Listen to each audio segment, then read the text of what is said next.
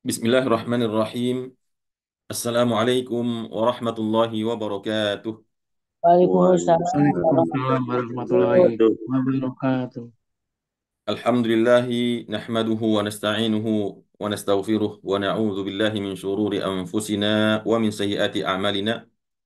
Man yahdihillahu fala mudilla lah wa man yudlil fala hadiya lah. Asyhadu an la ilaha illallah wahdahu la syarika lah wa asyhadu anna sayyidana wa nabiyyana wa imamana wa syafi'ana Muhammad sallallahu alaihi wasallam la nabiyya ba'dah. Allahumma salli wa sallim wa barik ala nabiyyina Muhammadin wa ala alihi wa ashabihi wa man ittaba'a hudahu ila yaumiddin. Amma ba'da.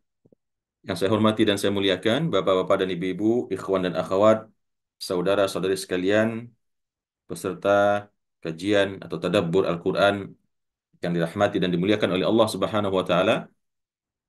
Mudah-mudahan Bapak dan Ibu semua senantiasa Allah berikan limpahan nikmat, kesehatan, sehat walafiat dan keistiqomahan di dalam agama Allah senantiasa. Amin ya rabbal alamin.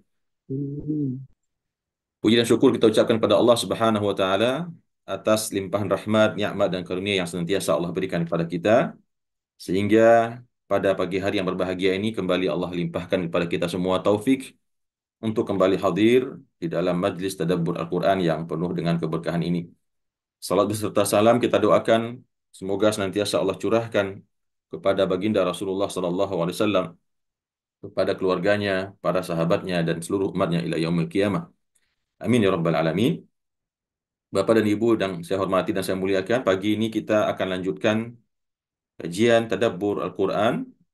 Insya Allah hari ini kita membahas halaman terakhir daripada suratul A'raf. Ayat 196 sampai 206 ya. Baik, A'udzubillahiminasyaitonirrajim. Bismillahirrahmanirrahim.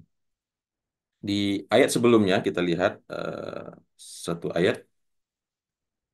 Di ayat 195 yang sudah kita tadabburi di kesempatan yang lalu, Allah bertanya kepada Nabi Muhammad SAW yang tentunya untuk disampaikan kepada orang-orang musyrikin Mekah ya, orang-orang kafir yang ada di Mekah.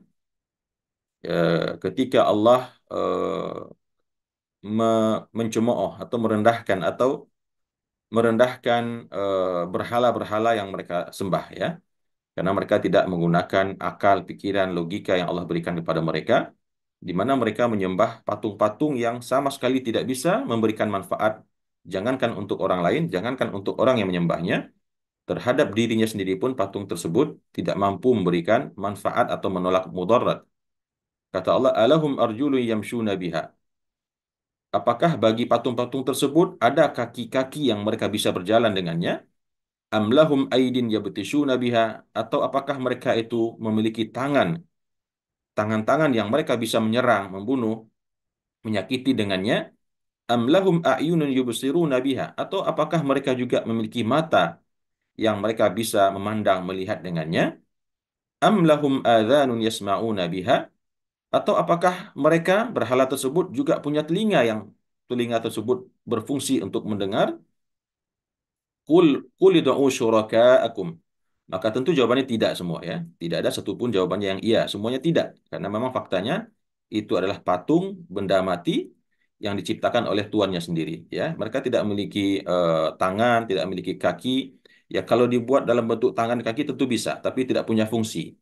Dia tidak bisa berjalan dengan kaki yang dibuat tersebut. Dia tidak bisa memukul. Dia tidak bisa melihat bahkan. Dia tidak bisa mendengar. Maka semua jawabannya tidak bisa ya. Maka oleh karena itu, katakanlah kepada mereka wahai Muhammad, qul ya, katakan kepada mereka wahai Muhammad, ud'u syuraka'akum. Kalau kalian tetap tidak bisa mencerna pertanyaan-pertanyaan di atas ya dan mengakui kesesatan logika kalian, maka ayo sekarang kita taruhan saling menantang begitu. Ud'u syuraka'akum. Panggil semua seluruh sekutu-sekutu kalian yang kalian sembah tersebut ke sini. Ya. Tsumma kiduni. Kemudian lakukanlah tipu daya maslahat, tipu daya muslihat kepadaku. Ya, fala tunzirun. Maka kalian tidak akan bisa, ya, maka kamu tidak akan bisa memberikan penangguhan kepadaku. Artinya jangankan untuk mengatakan oke begitu ya, siap, tetapi karena memang faktanya tidak bisa, untuk mengatakan janji besok deh, minggu depan gitu ya, atau bulan depan pun kalian nggak akan sanggup, karena langsung kepikir masuk di logikanya, tidak mungkin para sekutu-sekutu tersebut dapat memberikan tipu daya mudarat kepada Nabi Muhammad sallallahu alaihi wasallam. Maka di ujung ayat ini dikatakan fala tunzirun. Maka bahkan kalian pun tidak bisa memberikan waktu menangguhkan kapan akan diadakan pertandingan tersebut atau pertaruhan tersebut. Nah, kemudian Bapak dan Ibu rahimakumullah, di ayat yang selanjutnya yang kita tadabburi pada pagi hari ini, Rasulullah mengatakan, Inna waliyyallahu alladhi nazzala al-kitab wa huwa yatawallas salihin. Ya. Kenapa Nabi Muhammad SAW ya terkesan di sini menjamin memastikan bahwasanya tidak ada dari kekuatan orang-orang musyrikin ini atau sesembahannya berhala-berhalanya untuk tidak akan mampu untuk melakukan tipu daya kepada Nabi Muhammad SAW karena beliau sudah yakin betul ya. Beliau mengatakan inna waliyallahu alladhi nazzala al-kitaba wa huwa yatawallas salihin. Sesungguhnya pelindungku, wali ya, wali di sini adalah pelindung, tempat meminta pertolongan, tempat memberikan loyalitas, itulah disebut dengan wali ya, bukan wali versi yang sering kita dengar di kalangan sufi ya, wali orang yang punya kesaktian dan seterusnya, bukan. Wali di sini artinya adalah tempat meminta pertolongan, ya, penolong, pelindung. Inna waliyyi Allah. Sesungguhnya waliku adalah Allah. Ya, jadi wali juga bukan wali nikah di sini ya, bukan wali nikah, tetapi wali di sini adalah sesuatu yang melindungi kita, sesuatu yang memberikan kepada kita keselamatan, tempat meminta perlindungan dan seterusnya. Sesungguhnya waliku adalah Allah alladzi nazzala al-kitab, yaitu zat yang telah menurunkan Alkitab, yaitu Al-Qur'anul Karim. Ya. Wa huwa yatawallas salihin, dan dia Allah itu melindungi orang-orang yang soleh. Ya. Di sini Allah menjelaskan bahwasanya Allah memberikan perlindungan kepada hamba-hambanya yang soleh. Jadi Allah tidak pernah berlepas diri Bapak dan Ibu daripada hamba-hambanya yang soleh. Ya. Allah lindungi mereka, Allah jaga mereka. Meskipun tentu bukan berarti ketika kita melihat, loh kok ada orang soleh, yang kita tahu dia orang soleh, orang beriman, orang bertakwa, tapi tetap mungkin dizalimi oleh orang lain, atau mungkin dia sampai dibunuh oleh orang lain. Nah, tentu pengertian di sini adalah secara umum ya. Nah, tentu secara khusus ada kasus-kasus yang memang sengaja Allah biarkan itu terjadi untuk suatu hikmah ya. Hikmahnya apa? Mungkin untuk meninggikan derajat orang tersebut, untuk jadi hikmah bagi orang lain, ya, dan hikmah-hikmah lainnya yang sangat banyak. Namun secara umum adalah wa huwa yatawallas salihin. Allah melindungi orang-orang yang soleh, orang-orang yang taat di dalam beragama, taat di dalam menyembah Allah Subhanahu wa taala, meninggalkan apa-apa yang dilarang oleh Allah Subhanahu wa taala.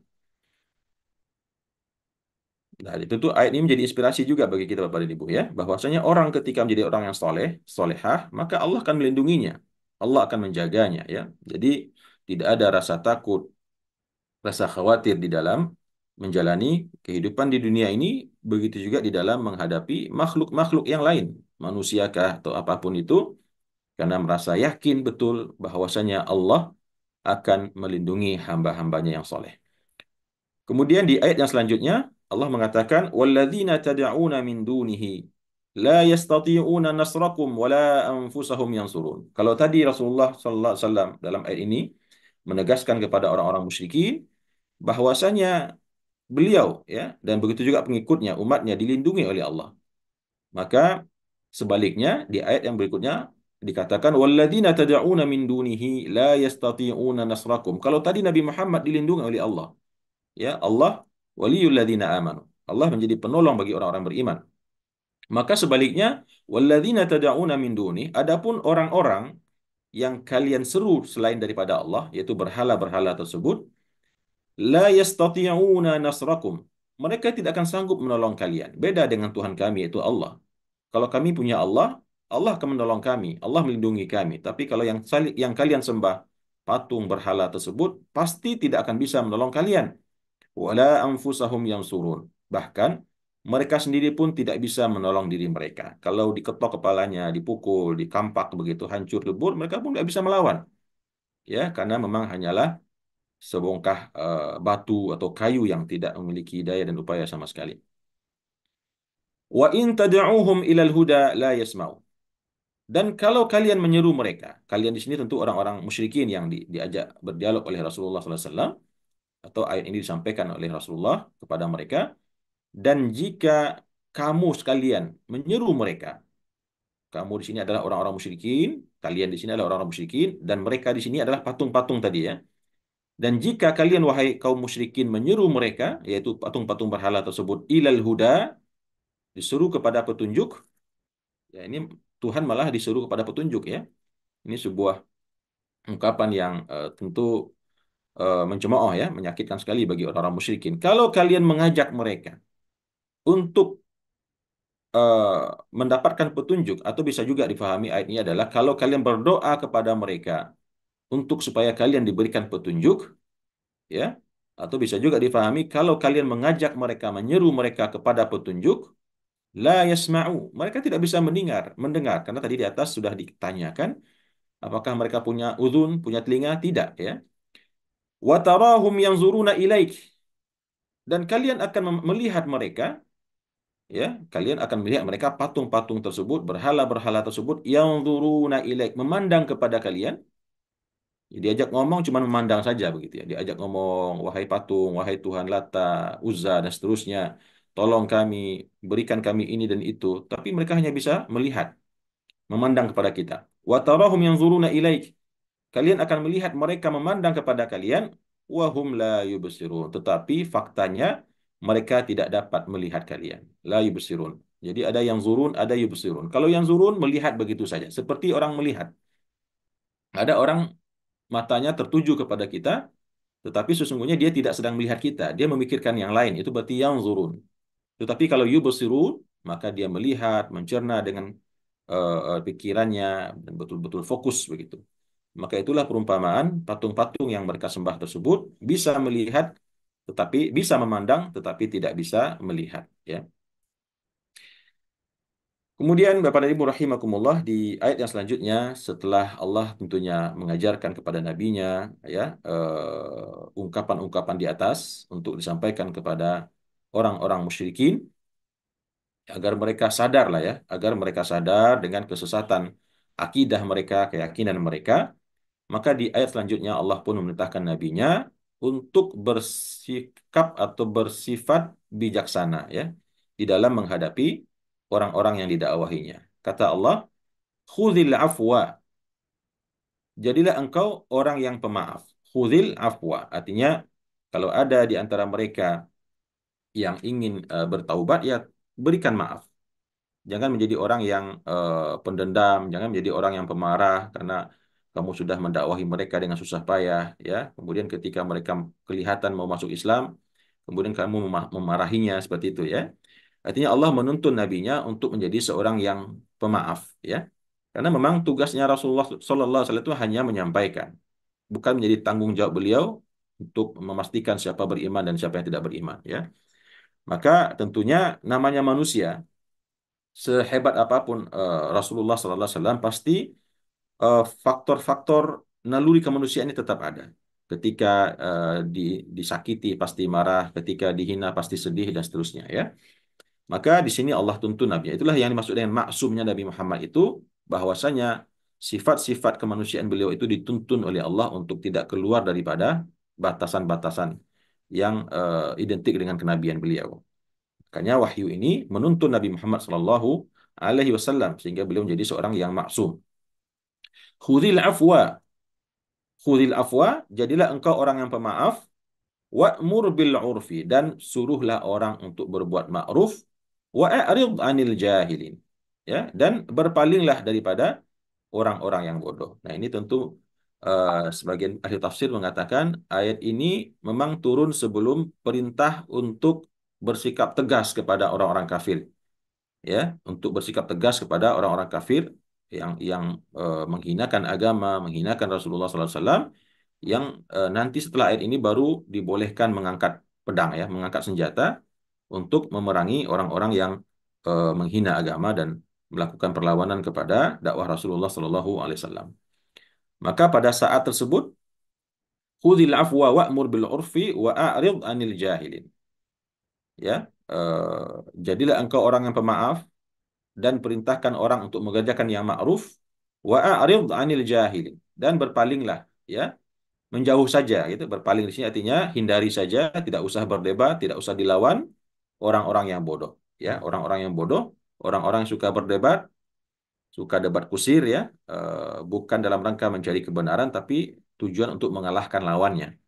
Maka berpalinglah dari orang-orang tersebut ya, yang Allah sebut dengan orang-orang al-jahilin, orang-orang yang bodoh. Bodoh di sini bukan berarti bodoh tidak bisa baca tulis ya, tidak bisa membaca atau tidak bisa menghitung, tidak, tetapi tidak bisa menangkap dan mencerna tanda-tanda kekuasaan Allah, tanda-tanda ketuhanan Allah Subhanahu wa taala dengan berbagai macam bentuk logika yang argumentasi yang Allah turunkan dalam Al-Qur'an seperti yang telah kita bahas di ayat sebelum ini, bagaimana Allah dengan seksama, dengan redaksi yang luar biasa menggiring logika logika mereka untuk menuju kebenaran, tetapi mereka tetap tidak terpengaruh begitu. Maka itulah disebut dengan al-jahilin, orang-orang yang bodoh, yang mana seharusnya logika yang sederhana saja bisa menerimanya, tetapi mereka tidak mau. Maka disifati dengan al-jahilin. Kemudian di ayat selanjutnya Allah mengatakan wa imma yanzaghannaka minasyaitani nazghun fasta'iz billahi innahu sami'un alim.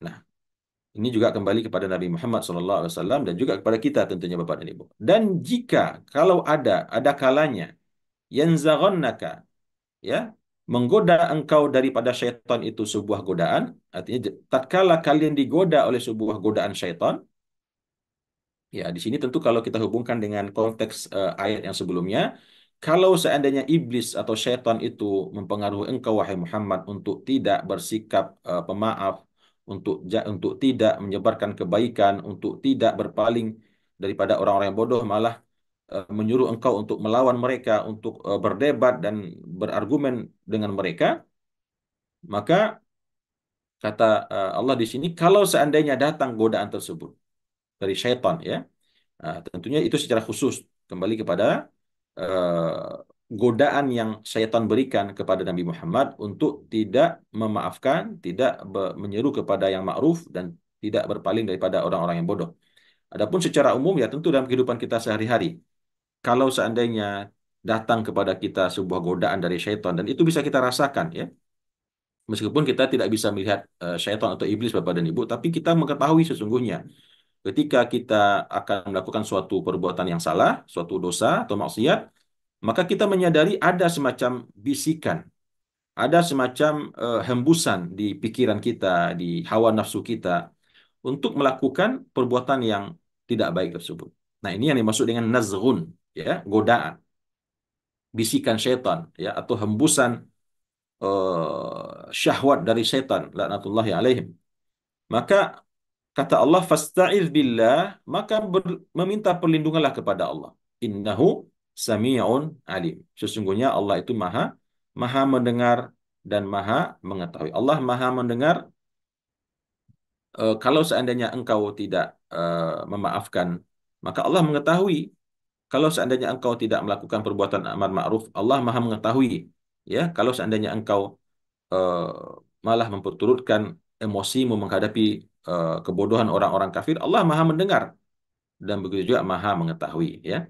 Innahu sami'un alim, dan sebaliknya Allah juga melihat orang-orang yang sabar, orang-orang yang mengikuti petunjuk. Allah maha mendengar ya, orang-orang yang meminta perlindungan kepada Allah Subhanahu wa taala. Jadi fasta'id billah, memohon perlindungan kepada Allah, ya tentu kalimat yang sudah kita ketahui untuk meminta perlindungan daripada syaitan itu adalah a'udzubillahi minasyaitonir rajim. Jadi kita baca tidak saja ketika baca Al-Qur'an Bapak dan Ibu ya, di saat kita dalam kesendirian, di saat kita dalam beraktivitas, tiba-tiba datang semacam keinginan untuk melakukan sesuatu yang tidak tidak baik, maka kita seketika harus mengucapkan a'udzubillahi minasyaitonir rajim. Fasta'idz billah.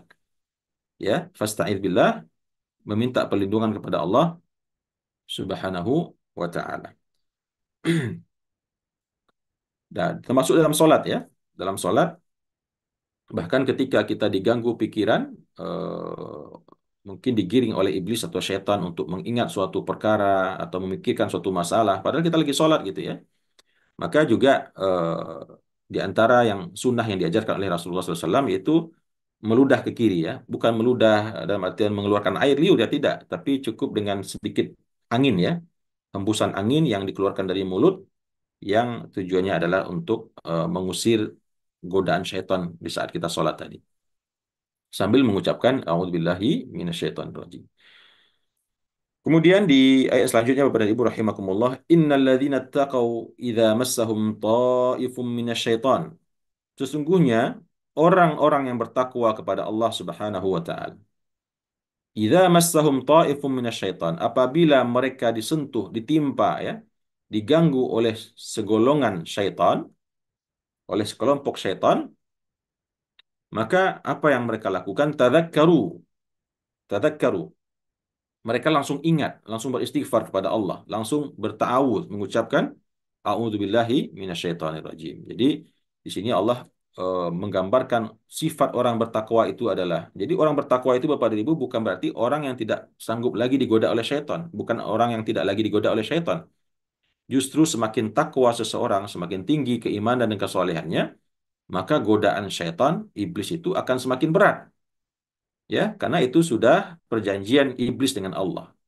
Kalau nggak mempan dikasih syaitan yang junior, maka nanti akan turun syaitan atau iblis yang senior. Ya, bahkan kalau nggak mempan juga, nanti bisa saja nanti yang turun menggoda kita adalah iblis yang dulu menyesatkan Nabi Adam alaihissalam, sehingga membuat Nabi Adam dan istrinya keluar daripada surganya Allah. Ya, nah, kira-kira sanggup nggak kita menghadapinya Bapak dan Ibu? Kalau yang turun tangan itu dedengkotnya iblis gitu, yang memang sampai hari ini masih hidup, dibiarkan oleh Allah panjang umurnya, ya subhanallah berapa ribu tahun itu umurnya iblis itu, yang memang dia dan keturunannya dibiarkan oleh Allah beranak pinak untuk menyesatkan manusia.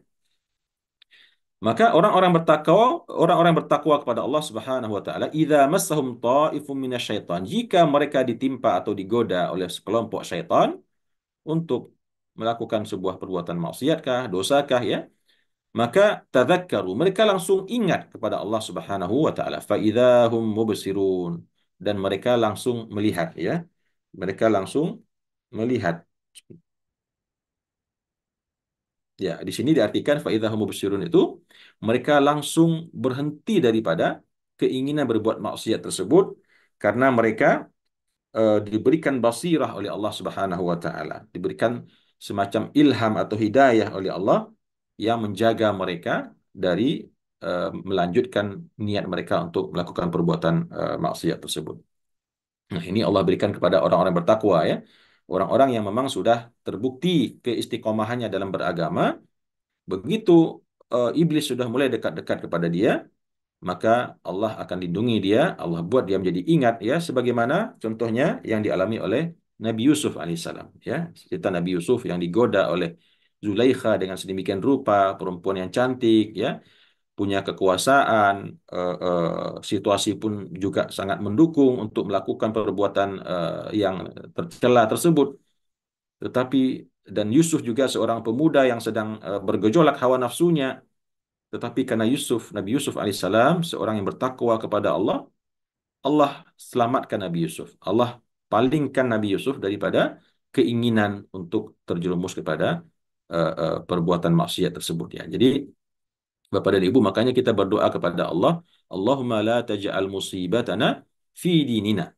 Ya, itu doa yang penting selalu kita ucapkan, Allahumma la taj'al musibatana fi dinina. Jangan engkau jadikan musibah kami pada agama kami. Kalau yang lain-lain kita diuji oleh Allah, kita bisa sabar ya. Dan insya Allah musibah itu justru meninggikan derajat kita di sisi Allah. Tapi kalau yang diberikan musibah itu agama, maka tidak ada lagi yang bisa kita harapkan kebaikan setelah dibalik itu. Kalau musibah-musibah yang lain ada kebaikan kita harapkan, ya. Dari pahalanya kesabaran, ya, pahalanya ujian, Allah akan berikan pahala yang berlipat ganda. Tapi kalau musibah yang kita terima itu adalah musibah dalam agama, Yang dalam artian agama kita yang difitnah, yang tadinya kita sholat jadi nggak sholat, yang tadinya kita nggak pernah bermaksiat malah jadi sering bermaksiat. Nah, ini bertanda kita sedang dapat musibah dalam agama. Maka kita memohon kepada Allah perlindungan. Jangan mudah begitu. Kita dibuat oleh setan itu tergelincir berbuat maksiat. Ya, maka kita memohon pada Allah, Allahumma la taj'al musibatana fi dinina. Kemudian Bapak dan Ibu rahimakumullah, di ayat yang selanjutnya Allah mengatakan,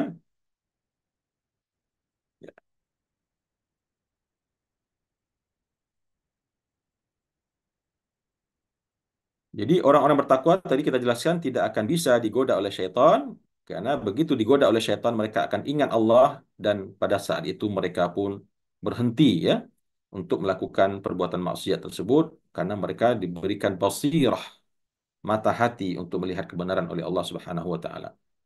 Wa ikhwanuhum yamuddunahum fil ghayy thumma la yuqsirun. Adapun teman-temannya syaitan itu, yaitu orang-orang kafir dan orang-orang yang fasik. Kalau di atas tadi kan orang bertakwa ya. Nah, sebaliknya wa ikhwanuhum, teman-temannya syaitan yang terdiri daripada orang-orang musyrikin, kafirin dan fasikin, yamuddunahum fil ghayy. Justru yang terjadi adalah mereka akan terus menjerumuskan mereka, menyesatkan mereka tidak henti-henti ya, fil ghayy, di dalam kesesatan. Tsumma la yuksirun, dan mereka sama sekali tidak akan berhenti melakukannya. Nah, itulah syaitan.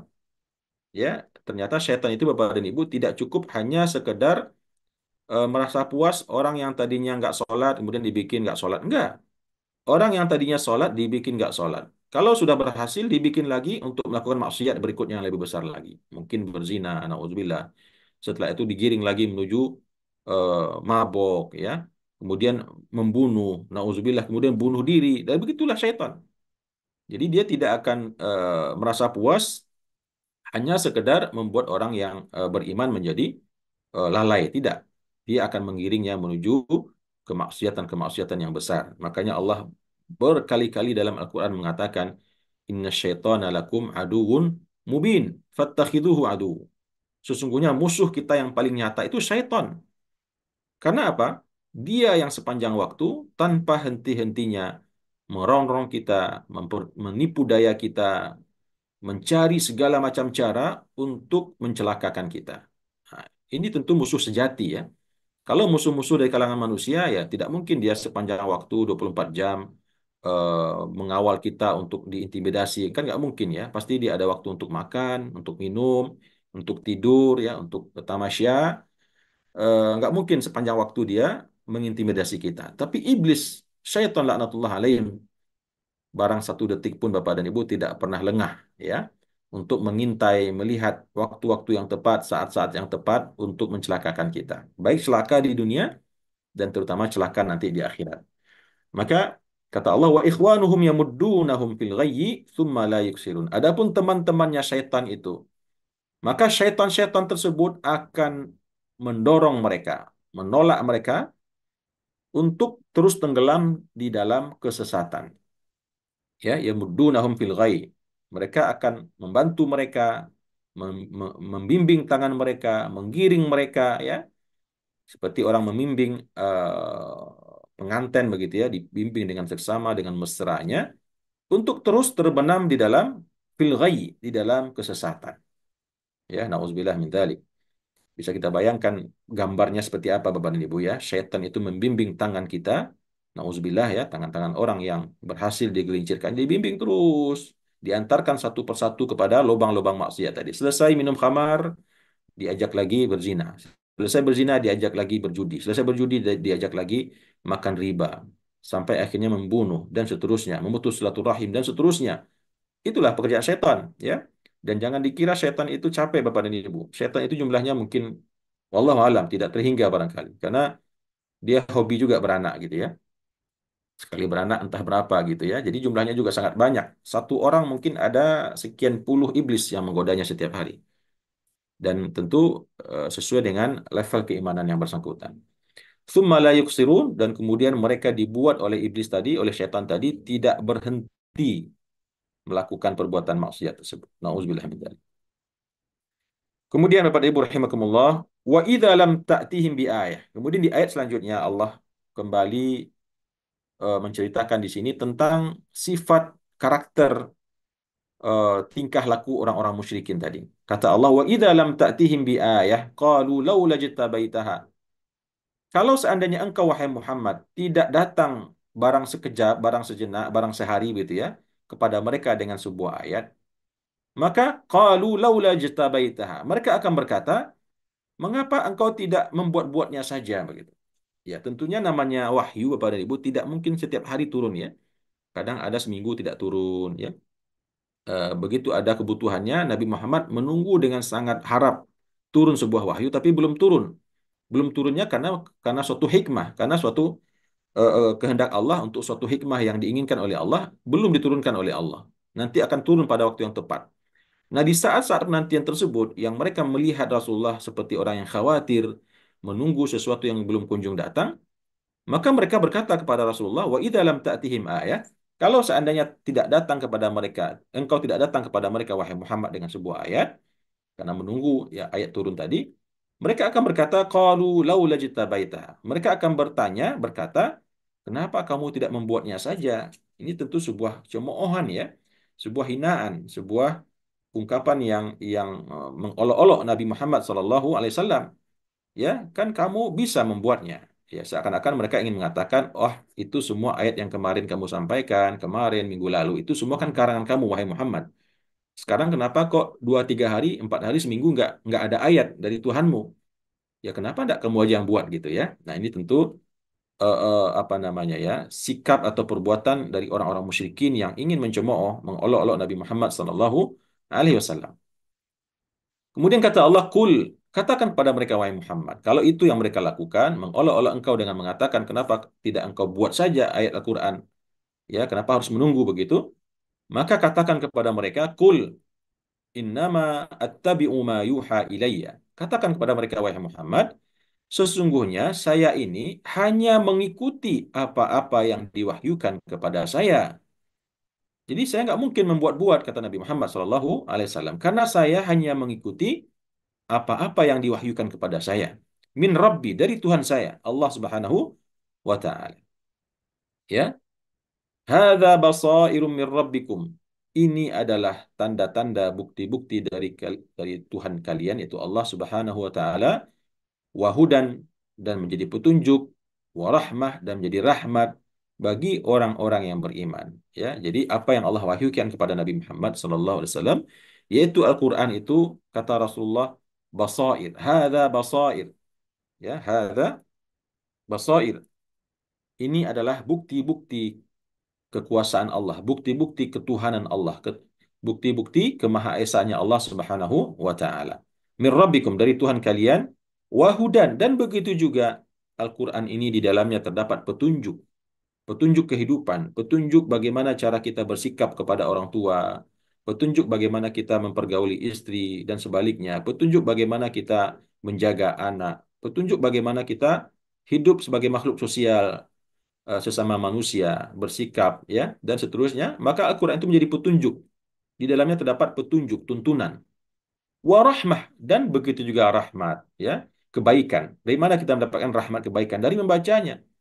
Dengan membaca Al-Quran, Allah bukakan kepada kita pintu-pintu pahala yang luar biasa. Satu huruf, Allah ganjal dengan 100 pahala, ya.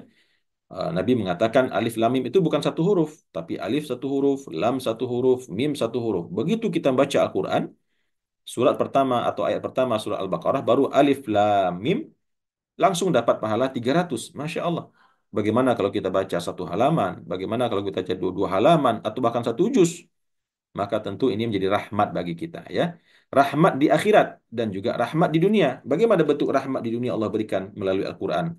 Allah berikan ketenangan di hati orang yang bacanya, ya. Dan Al-Quran itu Bapak dan Ibu, ya, saya pernah membaca dalam sebuah kajian, rezeki kita, ya, rezeki kita hamba Allah juga berbanding lurus dengan sebanyak apa kita baca Al-Quran dalam sehari. Dan sekali lagi rezeki di sini jangan dipahami uang ya Bapak Ibu, ya. Rezeki di sini kan kebaikan, peluang, apalagi keberkahan. Itu berbanding lurus dengan sebanyak apa kita baca Al-Quran. Maka kalau merasa harinya hari itu mungkin kurang berkah atau bahkan juga uangnya sedikit gitu ya kurang, maka bacalah Al-Quran. Baca Al-Quran, buka Al-Quran dan baca. Insya Allah setelah itu Allah akan tunjukkan datang berbagai macam bentuk rahmat, kebaikan, yang tentu sekali lagi tidak mesti dalam bentuk uang ya. Maka Al-Quran itu menjadi rahmat bagi orang yang membacanya. Ya, bukan saja membacanya tentunya ya, mentadaburinya. Seperti yang telah kita jelaskan, bahwasanya Al-Quran itu baru terasa rahmatnya, terasa petunjuknya, terasa dia menjadi sesuatu kebaikan dalam kehidupan kita itu kalau ditadaburi.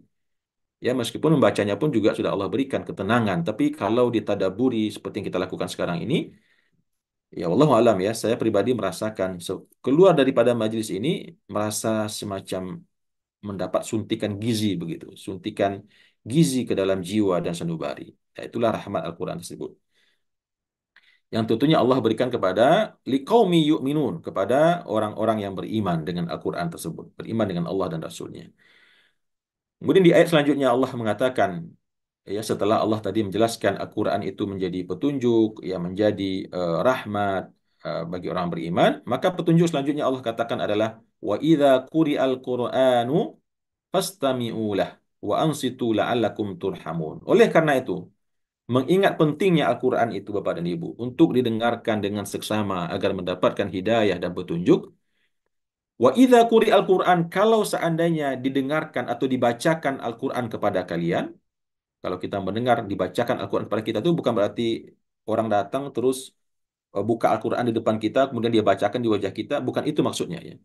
Maksudnya adalah kalau kita mendengar orang membaca Al-Quran, baik dari jarak dekat atau jarak jauh, fastami'u lahu, istami'u ya. Dengarkan dengan seksama. Jadi berbeda antara fasma'u dengan fastami'u. Kalau fasma'u dengar, lalu begitu saja kita mendengar ya. Baik kita dengarkan dengan seksama atau tidak seksama. Tapi Allah gunakan di sini adalah fastami'u lahu, dengarkan dengan seksama. Hayati dengan khusyuk ya. Kalau bisa merenung sampai membuat menangis, meneteskan air mata karena bergetarnya hati mendengarkan kalamullah, firman-firman Allah. Wa ansitu, dan diam, dengarkan baik-baik. Ya, karena ada orang mendengar tapi mulut juga ngomong sana sini gitu ya. Ya, wa ansitu, dan diamlah. Diam, diam seperti diamnya apa ya? Diam begitu, tidak berbicara, mengambil sikap yang khusyuk, la'allakum turhamun.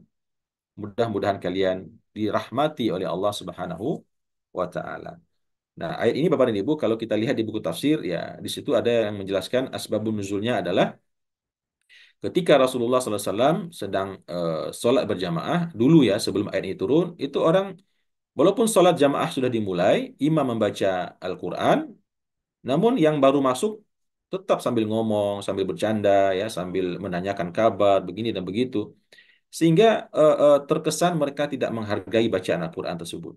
Ya, padahal Al-Quran itu ketika dia dibacakan, khususnya dalam sholat, maka maka seseorang harus mendengarkannya. Makanya di antara para ulama ada yang mengatakan ayat ini juga yang menjadi dalil bahwasanya ketika imam sudah membaca Al-Quran, maka atau membaca ayat-ayat pendek atau ayat Al-Quran setelah selesai Fatihah, maka kita sebaiknya tidak lagi sibuk membaca Al-Fatihah. Nah, begitu juga ada yang mengatakan kalau imam membaca Al-Fatihah sebaiknya didengar saja. Ya, tidak usah kita sibuk juga membaca sendiri karena Al-Quran mengatakan kalau dibacakan kepada kalian Al-Quran, ada yang mengatakan Al-Quran di sini adalah suratul Fatihah ya. Maka dengarkanlah dengan seksama dan diamlah. Jangan, karena dulu juga di riwayat tersebut dijelaskan para sahabat ketika sholat berjamaah mereka juga mengulangi apa yang dibaca oleh Rasulullah dengan suara yang keras. Misalkan begini, Ar-Rahman 'allamal Quran. Mereka juga membaca ayat tersebut dengan suara yang agak lirih, agak keras gitu. Sehingga terjadi kehebohan tentunya dalam sholat jamaah. Karena masing-masing juga mengangkat suaranya begitu. Nah, akhirnya supaya sholat tersebut menjadi sholat yang khusyuk, tertib, maka turunlah ayat ini yang memberikan pedoman bahwasanya jika Al-Quran itu dibacakan, maka dengarkanlah dan diamlah, mudah-mudahan kalian mendapat rahmat. Ya, ada juga memang para ulama yang menggunakan ayat ini secara umum, artinya kalau Al-Quran dibaca, jangan ribut, jangan berisik, dengerin. Kalau nggak berdosa. Nah, tentu ini harus kita luruskan. Bukan berarti demikian ya. Bukan berarti kalau kita dengar Al-Quran di masjid, terus kita ngobrol, ngobrol di rumah. dengan keluarga atau dengan tamu terus kita berdosa, nggak sampai segitu juga ya. Nah, makanya kita lebih cenderung maksud daripada ini adalah ketika sholat, ketika di masjid terutama. Ya, karena memang kita melihat kebiasaan jelek daripada sebagian orang ya. Padahal orang telah selesai telah mulai sholat, imam telah baca Fatihah, dia baru masuk, kemudian dia bersenda gurau, ketawa-ketawa, ya, mengeluarkan suara yang mengganggu imam, mengganggu orang yang sudah mulai sholat, ya. Nah, ini tidak boleh, ya. Termasuk juga ketika iqamah telah dikumandangkan, maka seharusnya tidak ada lagi kegiatan apapun yang tidak berhubungan dengan sholat. Nah, ini fenomena yang saya lihat di banyak tempat. Kalau iqamah sudah dikumandangkan, masih ada yang bersenda gurau, masih ada yang ngomong, masih ada yang apa ketawa-ketawa, ya, menanya ini dan menanya itu. Kemudian setelah imam masuk Fatihah, dia baru takbir. Nah, ini tentu kesalahan-kesalahan yang harus diperbaiki. Ketika imam telah qomat atau muazin telah qomat dan imam telah takbir, maka tidak ada satupun perkataan manusia lagi yang didengar kecuali Al-Qur'anul Karim yang dibacakan oleh imam. Kemudian di ayat yang selanjutnya Bapak dan Ibu rahimakumullah, Allah mengatakan wadhkur rabbaka fi nafsik, dan ingatlah wahai Muhammad Tuhanmu fi nafsik, di dalam dirimu, ya. Wadhkur rabbaka fi nafsik, dan ingatlah berzikirlah engkau kepada Tuhanmu di dalam dirimu, tadarruan wa khifah, dengan cara merendahkan diri, wa khifah, dan suara yang lunak.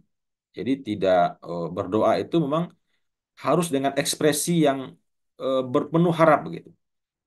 Ada orang kita lihat berdoa tapi ekspresinya tidak ada, tidak seperti orang yang memelas, tidak seperti orang yang mengharap sesuatu itu dikabulkan. Nah, ini yang dimaksud dengan tadarruan, ya. Wa khifah, bahkan suaranya juga lunak, lirih begitu, bukan berteriak-teriak, ya.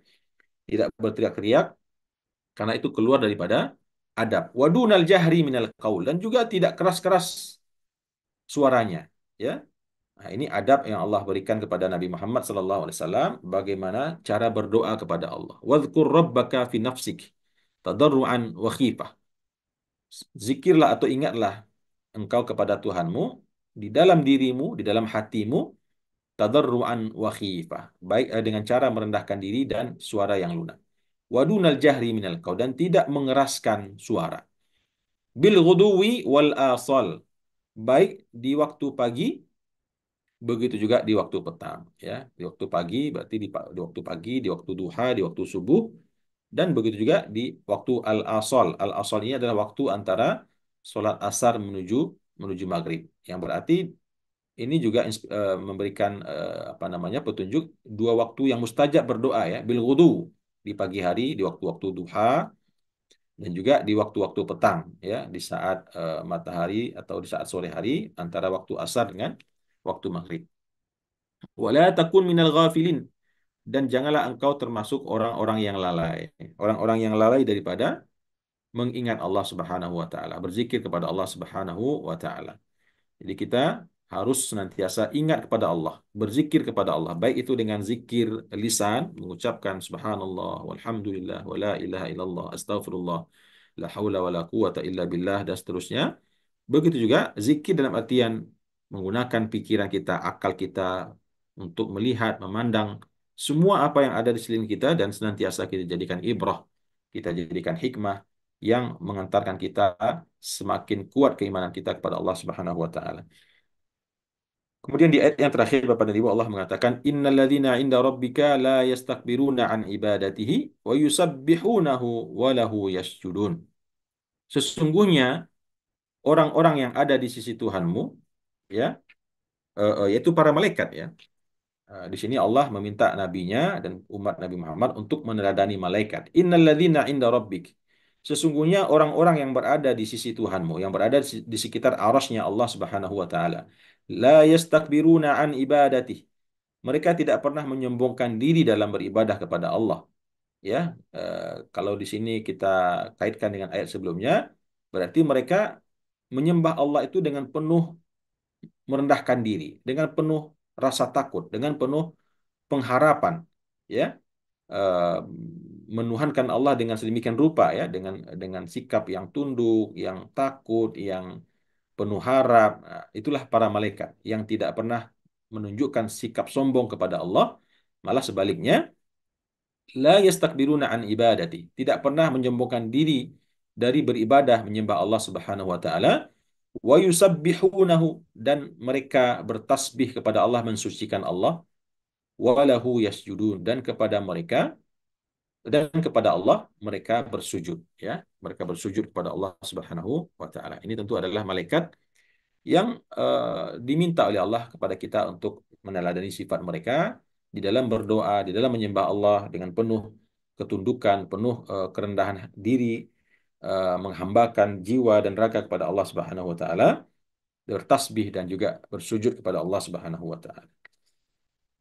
Bapak dan Ibu, ikhwan dan akhwat yang saya hormati dan saya muliakan, itulah apa namanya, kajian tadabbur Al-Quran yang bisa saya sampaikan pada pagi hari ini. Alhamdulillah, dengan izin Allah telah tuntas kita membahas suratul A'raf, ya, surat yang ketujuh, ya, daripada Al-Quran, yang juga termasuk salah satu surat yang paling panjang dalam Al-Quran setelah surat-surat yang sebelumnya. Alhamdulillah, dengan izin Allah, mudah-mudahan apa yang kita dapatkan daripada surat Al-A'raf ini bisa menjadi ilmu dan wawasan bagi kita semua, menambah keimanan kita. Tentunya kalau kita simpulkan Bapak dan Ibu, apa kira-kira ilmu, tema-tema yang kemarin telah kita dapatkan daripada surah Al-A'raf ini, maka setidaknya ada beberapa, ya, banyak sebetulnya, ya, ada lebih dari 10 kesimpulan tema-tema yang kita bahas kemarin. Yang pertama, tentang di awal ayat tentunya, ya, tentang peringatan atau pengingatan kepada kita tentang keagungan Al-Quran. Kemudian yang kedua, larangan untuk mengambil sesembahan selain Allah, mengambil berhala-berhala dalam menyembah Allah Subhanahu wa taala. Banyak sekali ayatnya kemarin. Kemudian yang ketiga juga ada dalam Al-Qur'an, dalam surah Al-A'raf ini, bagaimana Allah menyebutkan, menjelaskan timbangan amal manusia nanti pada hari kiamat. Dan begitu juga Allah mengingatkan kepada manusia tentang nikmat Allah dalam menciptakan bumi yang sangat besar ini, dan bagaimana Allah memberikan nikmat kepada manusia, menjadikan manusia tersebut sanggup mengelola dunia yang besar ini, bumi yang besar ini, meskipun tubuhnya yang kecil, ya, dan untuk mendapatkan berbagai macam bentuk kebaikan daripadanya.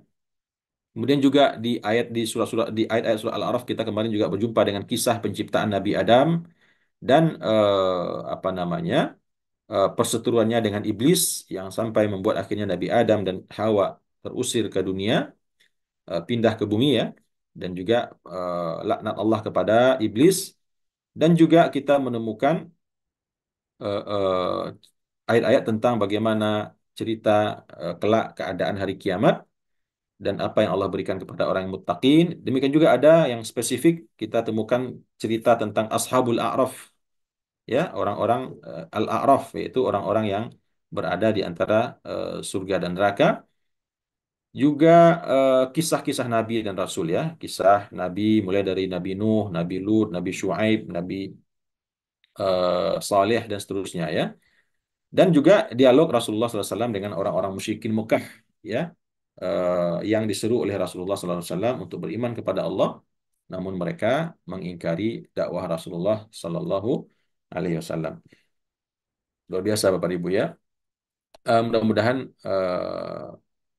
apa yang telah kita tadaburi dalam surah Al-A'raf ini menjadi ilmu bagi kita semua, insya Allah. Ya, tentunya untuk ikat semua barangkali tidak mungkin, ya. Jangankan Bapak Ibu, saya sendiri juga yang telah membahasnya juga tidak ingat dari awal sampai akhir surah Al-A'raf ini. Tapi Alhamdulillah kita ada rekaman, ya. Barangkali nanti Ibu kembali membaca Al-Quran, ketemu surah Al-A'raf, ketemu satu ayat yang ingin dipahami kembali, ya, mungkin bisa melihat ke rekamannya di apa, di channelnya, eh, nanti bisa dibagi oleh admin, ya, saya lupa nama channelnya, di websitenya, ya, atau di YouTube, ya. Semua terekam sejak awal pertemuan 2 tahun yang lalu atau lebih kurang hampir 2 tahun yang lalu. Hari ini kita sudah pertemuan yang keberapa saya lupa, ya. Sepertinya sudah 200 sekian. Nah, semuanya ada rekamannya di YouTube, ya. Silahkan nanti kalau ada yang punya waktu untuk merujuk kembali ke rekaman tersebut. Bapak dan Ibu dan ikhwan serta akhwat yang saya hormati dan saya muliakan, ini mungkin penyampaian saya pada pagi hari ini. Mohon maaf sekali lagi atas kekurangan Dan insya Allah besok kita masuk kepada surah yang baru yaitu suratul Anfal insya Allah. Kita mohon pada Allah mudah-mudahan Allah senantiasa limpahkan kepada kita taufiknya untuk istiqomah senantiasa di dalam mengkaji kitabnya, mentadaburnya insya Allah. Sekali lagi saya mohon maaf jika dalam penyampaian saya sikap, perbuatan atau ucapan dan perkataan yang tidak berkenan di hati Bapak dan Ibu, saya mohon dimaafkan yang sebesar-besarnya dan kepada Allah saya memohonkan ampun untuk saya dan untuk kita semua. Astagfirullahalazim, astagfirullahalazim, astagfirullahalazim. Insya Allah berjumpa lagi besok Bapak dan Ibu dalam waktu dan kesempatan yang sama. Demikian kita tutup dengan doa kafaratul majelis. Subhanakallahumma wa bihamdika. Asyhadu an la ilaha illa anta astaghfiruka wa atubu ilaih. Wassalamualaikum warahmatullahi wabarakatuh.